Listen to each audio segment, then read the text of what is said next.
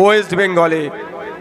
BJP রাজ্যেও SIR হলো, তামিলনাড়ু ঘোর বিজেপি বিরোধী, কেরালা ঘোর বিজেপি বিরোধী, সেখানে লজিক্যাল ডিসক্রিপেন্সি হলো না, সাহস দেখাতে পারলো না, আন্ডার অ্যাডজুডিকেশনের সাহস দেখাতে পারলো না, অনৈতিকভাবে ডিলিট করার সাহস দেখাতে পারলো না।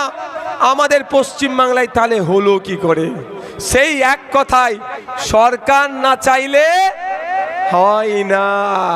কেরালাম সরকার চাইনি, তাই লজিক্যাল ডিসক্রিপেন্সি হয়নি, আন্ডার অ্যাডজুডিকেশন হয়নি, ডিলিট হয়নি।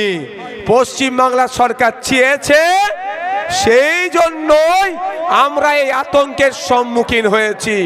যদি বলেন কিভাবে ভাইজান আপনি তৃণমূলের বিরোধী বলে এই ধরনের বলছেন, আমি আপনাদের সেটাও প্রমাণ করে দিয়ে যাব, বিনা প্রমাণে আমি যাব না।